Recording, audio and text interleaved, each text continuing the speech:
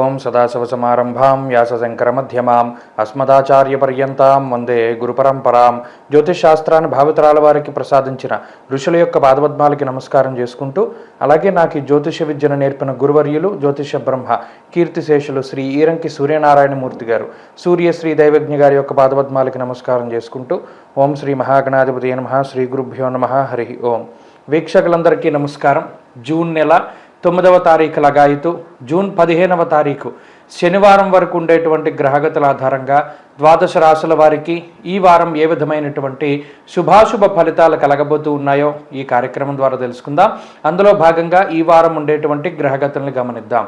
ఈ వారంలో మేషరాశి యందు కుజుని యొక్క సంచారము, వృషభ రాశి యందు రవి బుధ గురుగ్రహాల సంచారము, మిథున రాశి యందు శుక్రగ్రహం యొక్క సంచారము, అలాగే లాభస్థానం మేషమునకు కుంభరాశి యందు శనేశ్వరుడు, మీనం యందు రాహుగ్రహం యొక్క సంచారం కొనసాగుతూ ఉండగా, కేతువు కన్యరాశి యందు ఉండగా, చంద్రుడు కర్కాటక సింహ కన్యారాశుల్లో సంచరిస్తున్నారు. ఇటువంటి పరిస్థితుల్లో ద్వాదశ రాశుల వారికి ఏ విధమైనటువంటి ఫలితాలు కలగబోతున్నా తెలుసుకుందాం. అందులో భాగంగా సింహరాశి వారికి ఈ వారం సాధారణమైనటువంటి ఫలితాలు గోచరిస్తూ ఉన్నాయి.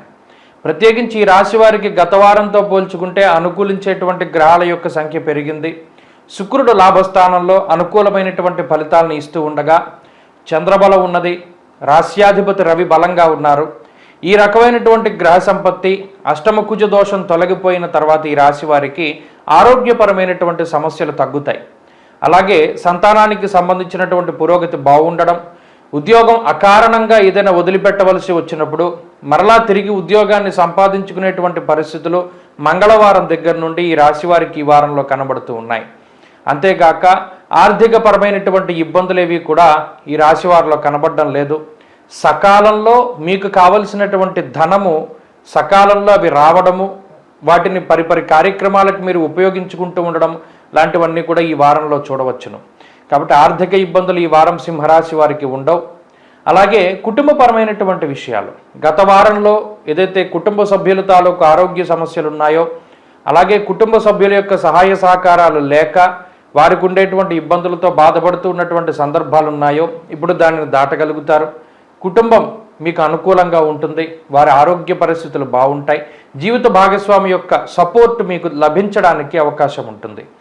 అంతేగాక ఉద్యోగ వ్యాపారాలకి సంబంధించినటువంటి విషయాలను పరిశీలన చేసినప్పుడు ఉద్యోగాన్ని కోల్పోయి కొత్త ఉద్యోగం కోసం ప్రయత్నం చేస్తూ ఉండేటువంటి వారికి ఉద్యోగం లభించడం, అలాగే ఉద్యోగంలో ఏదైనా ఒడిదుడుకులుండి అసలు ఈ ఉద్యోగం ఉంటుందా పోతుందా అనేటువంటి సందిగ్ధతలో ఉన్నటువంటి వారికి స్థిరమైనటువంటి ఉద్యోగం మనకి ఉంది అనేటువంటి భరోసా ఈ రాశి వారికి లభించడం లాంటివి కూడా ఈ వారంలో కనబడుతూ ఉన్నాయి.